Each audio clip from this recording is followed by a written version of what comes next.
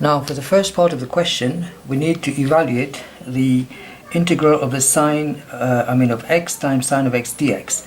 We're going to use integration by parts, and therefore we're going to call u is equal to x and dv is equal to sine of x, and if you integrate this back, you're going to get v as negative cos of x, and over here du is going to be equal to 1. Therefore, the integral of x sine x dx with pi upon 2 as limits from 0 to pi upon 2 dx is going to be equal to uv, which is basically minus x cos of x minus the integral, but of course let's put the limits here, pi upon 2 0, pi upon 2 0, and then we're going to integrate minus the integral of v du. V du is minus times minus, going to becomes plus, so cos of x times 1 is cos of x dx. So if you put 0 in here, that's going to end up as 0. So we have then 0 plus the integral of cos of x is sine of x plus the sine of x, and the limits of pi upon 2 and 0. So sine of pi upon 2 is, let's do it.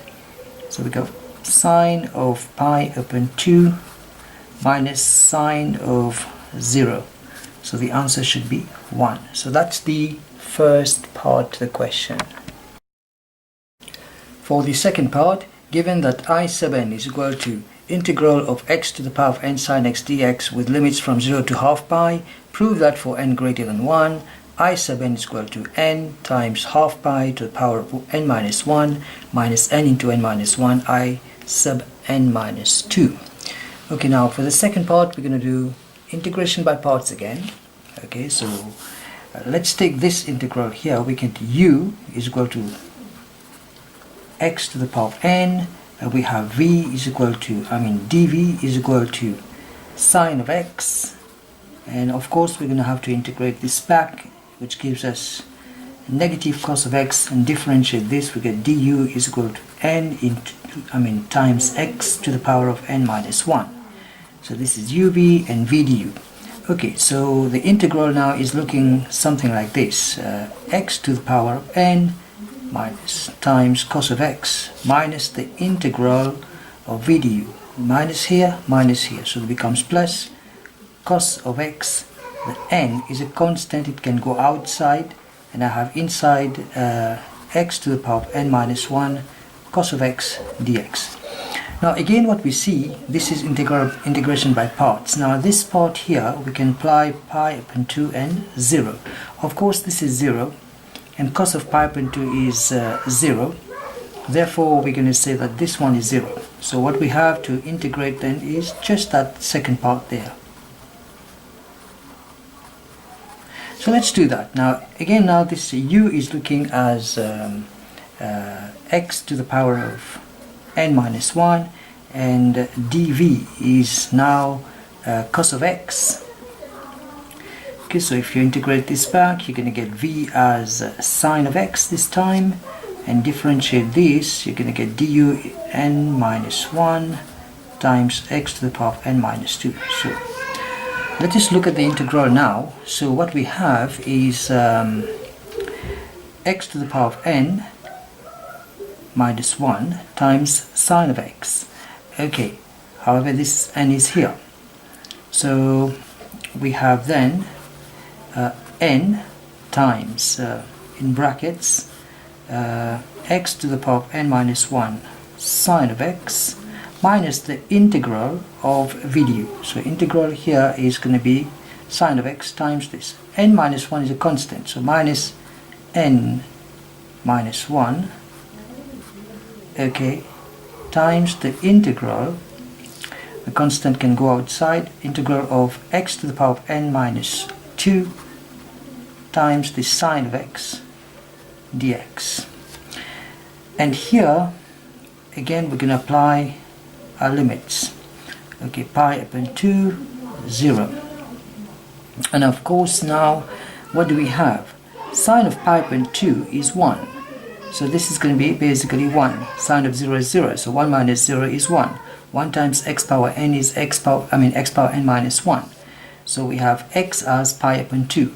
So we have then n into x to the power of n minus 1 sine of x minus n minus 1. Okay, and so this one here times n, because the n is multiplied by these two products. So, and what we have here, x to the power of n minus 2 sine of x. This little thing here we can observe. Okay, what do we have at the beginning of the question? We had where is it? Here, x sub n is equal to integral of x power n sine x dx. Here we've got integral of x to the n minus 2 sine of x, n minus 2, n, and this is I sub n. So this is going to be then, so this is going to be equal to I sub n minus 2. And so let us do this thing here. Alright, pi upon 2, 0. So n times x is pi upon 2 to the power of n minus 1 sine of pi upon 2, and sine of pi upon 2 is 1, okay, minus n into n minus 1 times I sub n minus 2. And this whole thing here, okay, n into half pi to the power of n minus 1 times 1, okay, minus n into n minus 1 I sub n minus 2. This whole thing is equal to, okay, this integral here. So x power n, okay, sine x dx with limits going from 0 to pi upon 2. We were told to prove that this thing here, I sub n, this is I sub n, is equal to this. And here we are. And here we are.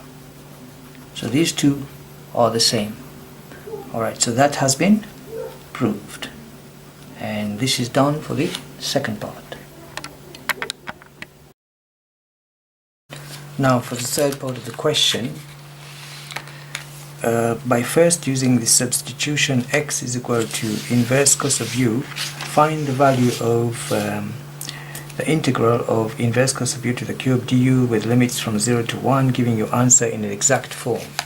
Okay, now let us do this part of the question, which is very interesting anyway. So we have x is equal to inverse cos of u. Therefore u is going to be equal to cos of x, and hence we have du is equal to negative sine of x. The integral that we have to work out is this, with limits going from 0 to 1 inverse cos of u. And therefore if you were to integrate this, you can integrate this whole thing here is x as given in the question. So we have x to the cube then times du, and du is negative sine of x dx, so negative sine of x dx. The limits are from 0 to 1. Now then, when u is equal to 1, x is going to be equal to inverse cos of 1, which is 0. When u is equal to 0, x is going to be equal to inverse cos of 0, pi upon 2.